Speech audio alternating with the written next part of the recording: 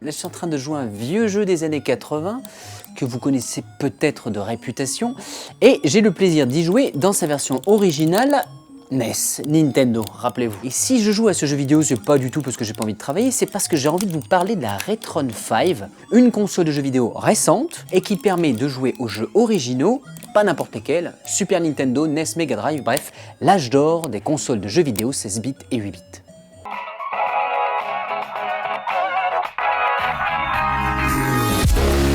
Il y a plusieurs emplacements pour glisser les cartouches, une cartouche à la fois, sinon ça ne fonctionne pas.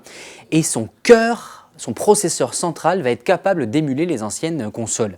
Pour avoir testé environ une vingtaine de jeux sur 4 plateformes différentes, l'émulation fonctionne très bien, minus la Game Boy Advance.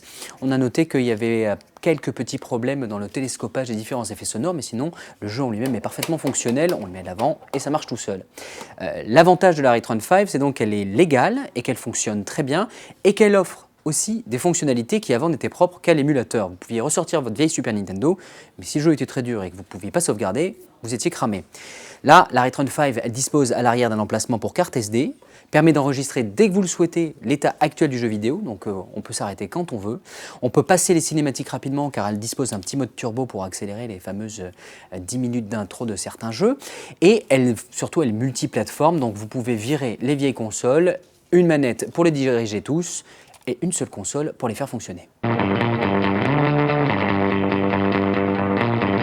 Quand même quelques petits bémols. D'abord, écoutez un peu. La qualité de fabrication, ça respire pas la qualité Nintendo de l'époque.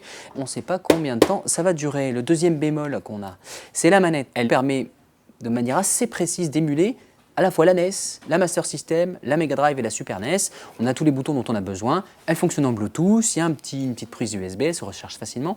Du point de vue ergonomie, c'est pas ça. Du point de vue solidité, finition, c'est pas ça non plus. La marque qui construit la Retron 5, qui s'appelle Hyperkin, n'a pas prévu de port USB pour utiliser les manettes récentes. Heureusement pour les puristes, la Retron 5 dispose d'emplacements dédiés sur les côtés pour faire fonctionner les manettes d'époque, et ça, c'est déjà sympa.